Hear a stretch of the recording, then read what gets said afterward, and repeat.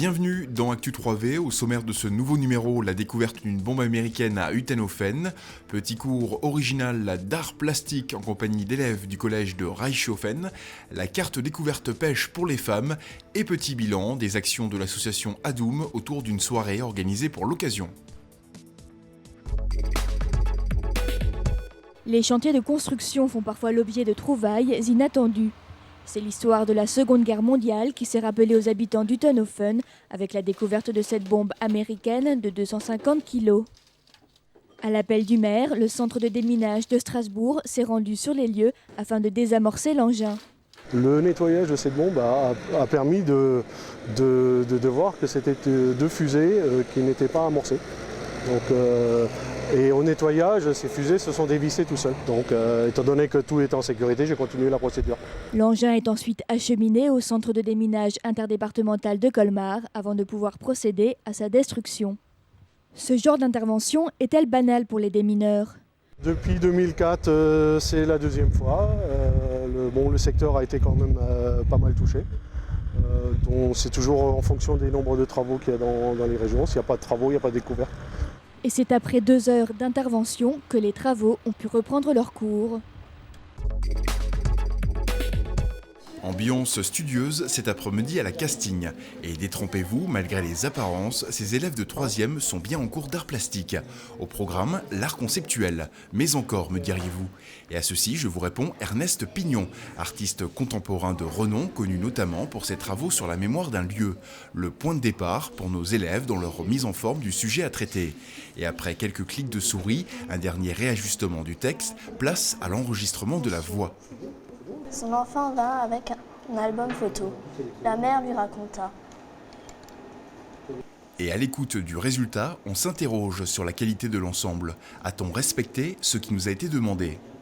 Ce travail leur a été proposé à partir d'une image qu'ils ont choisie eux-mêmes ou que je leur ai donnée, mis à disposition, je dirais.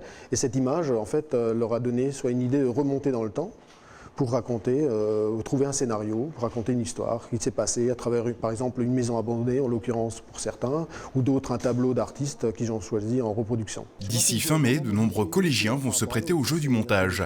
Et malgré quelques préjugés pour certains, d'autres prennent goût à la chose. J'aime bien associer les images et les sons. Une association qui n'est pas toujours évidente pour tout le monde. Projection des différents diaporamas fin juin devant les parents et camarades de classe.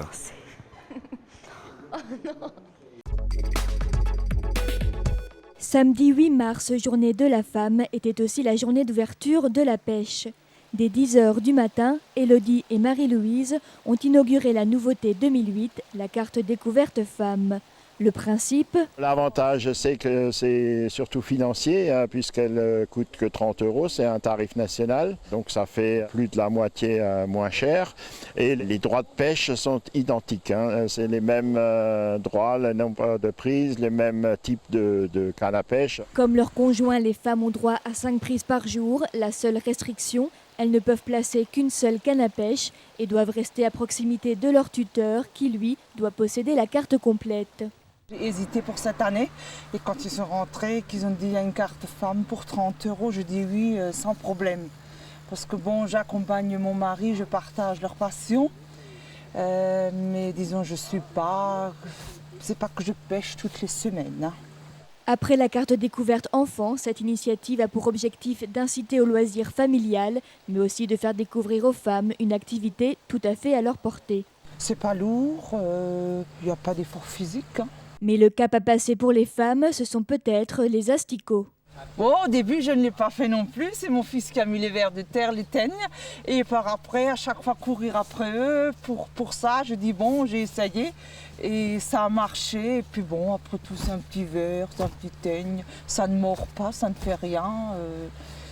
Je vois pas le problème. Enfin, moi, je vois plus le problème. Quant aux apports de cette activité pour Marie-Louise, beaucoup de relaxation, beaucoup de détente, beaucoup de bien-être. Et pour ceux ou celles qui s'aventureraient à pêcher sans carte, l'amende peut être lourde. C'est 450 € pour n'avoir pas de timbre piscicole, c'est 450 € pour ne pas appartenir à une APPMA et c'est 450 € pour pêcher sans l'autorisation du détenteur de droit de pêche. La réglementation complète peut être consultée à l'APPMA de Reichshofen ou directement sur Internet.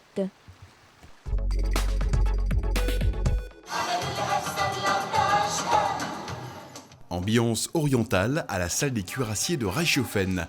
L'association Adoum a mis les petits plats dans les grands pour accueillir le temps d'une soirée ses généreux sympathisants. Cette association est destinée à venir en aide aux enfants défavorisés du Maroc, de la région de Taza.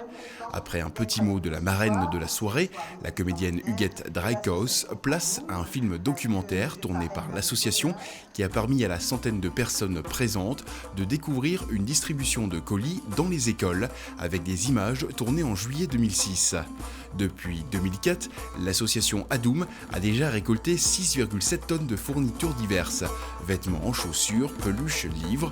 Mais pour Viviane Ullmann, présidente de l'association, l'action menée sur le terrain ne s'arrête pas là.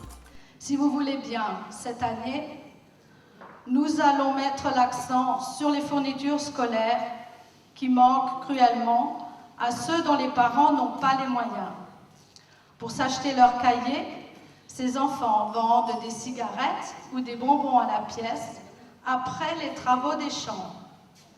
Si on pouvait recueillir des cartables et de quoi les remplir, cela permettrait à quelques gamins de rester un peu plus longtemps sur leur banc d'école. En février dernier, 6 palettes sont arrivées au Maroc, belle preuve d'une vraie chaîne de solidarité.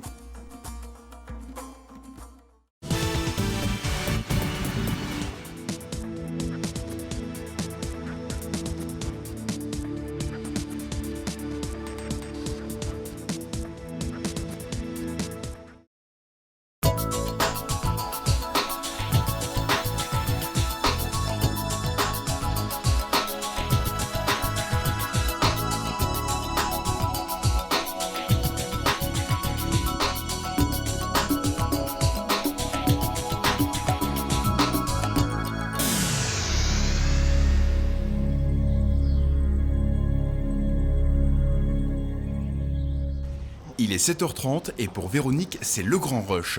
Dans quelques minutes, elle va débuter sa tournée à travers le secteur de Dambar. Pour cette boulangerie, qui possède déjà 2 lieux de vente à Niederbronn, le chiffre d'affaires de ce service à domicile représente 18% du magasin. Et pour notre livreuse de pain et de viennoiserie, ceci fidélise également le client à ce service. Là, aujourd'hui, je vais faire une 50aine de kilomètres.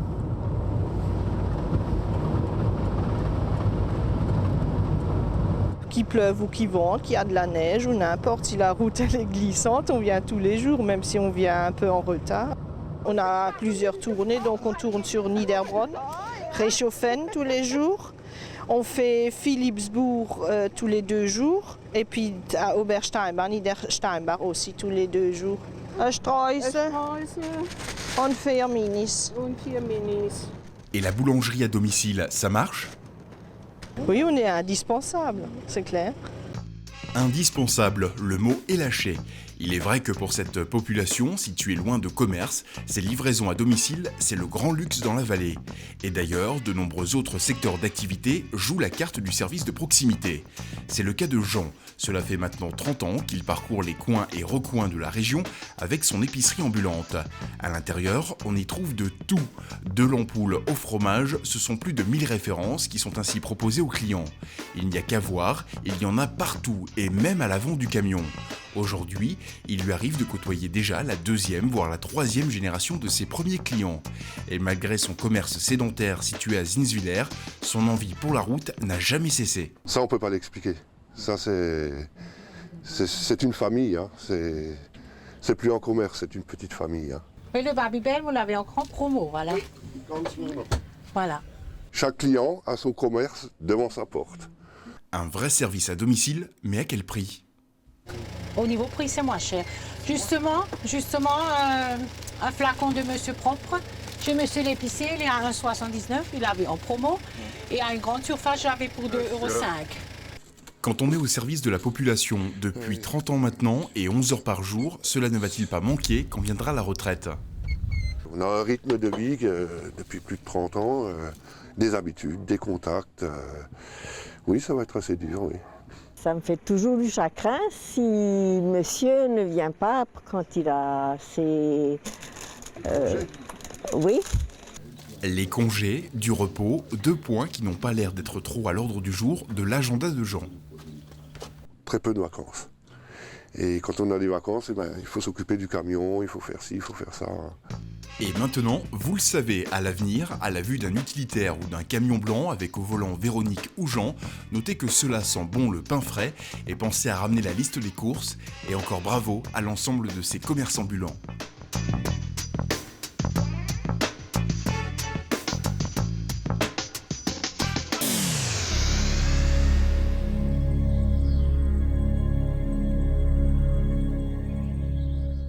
Selon un sondage de 2005, 94% des téléspectateurs de TV3V regardent et apprécient l'infographie, cet habillage graphique dynamique qui vous informe sur la vie locale, ses manifestations, ses services ou ses infos pratiques. Cette audience et la demande croissante des annonceurs méritaient une remise à neuf de ce service. On profite d'une opportunité de renouvellement de nos investissements dans du matériel informatique de création. L'opportunité aussi d'utiliser une fibre qui nous lie directement à Gundershofen pour revoir complètement en fait nos façons de faire l'infographie. Et c'était l'occasion pour professionnaliser encore un peu plus ce service sur le câble. Et pour cela, la régie a choisi de se tourner vers HDR, agence de communication en télévision et Internet, prestataire de services pour télévision locale depuis 1995. La question se pose toujours à un moment ou à un autre. Lorsqu'on crée une structure de télévision locale, on doit professionnaliser les personnes qui vont s'occuper, mais on est dans une dimension locale, comme on le dit précédemment, donc forcément avec des budgets limités. Et la diversité de compétences nécessaires et surtout la réactivité de l'information nécessaire à la bonne tenue d'un canal local fait qu'il est plus facile et souvent cela coûte beaucoup moins cher d'externaliser certaines fonctionnalités et notamment l'infographie qui est quelque chose de très lourd à gérer dans le temps. Pourquoi ? Parce que dans une entreprise, on va mutualiser les moyens humains et on va surtout avoir des professionnels dont c'est le métier. Dans les télévisions locales, on a souvent affaire à des GRI, donc des journalistes reporters d'images qui sont spécialisés dans tout ce qui va toucher la vidéo, mais l'infographie, pour parler ou la gestion d'antenne, est un autre type de métier. Graphiste, c'est le métier de Maude qui s'occupe entre autres de la conception des pages infographiques pour les télés locales. Ça consiste dans le domaine de la télévision à créer une charte graphique, un habillage télé esthétique et aussi qui mette en valeur les informations de manière claire et précise. C'est un mélange de la demande du client et de la créativité du graphiste. Et parmi les évolutions souhaitées par le client, nous avions par le passé en fait une lecture sous forme de communes, rubrique par commune, et on va casser cette logique parce qu'en fait déjà on veut réellement coller à l'image de TV3V qui a une dimension communauté de communes, et en fait le rubricage se fera désormais par thématique. On a surtout identifié de façon très précise les 6 ou 7 rubriques qu'il y aura dans l'infographie sur une déclinaison colorimétrique pour que les gens d'un simple coup d'œil vont être habitués à voir à l'antenne dans quelle rubrique ils sont. Et à partir de là, on va introduire une dynamique d'animatique des pages infographiques pour avoir moins de statique. À cet effet, les bandes annonces des cinémas de la Castine et du Casino seront gérées par HDR directement dans l'infographie. En voici un exemple emprunté au canal local d'Aubernay.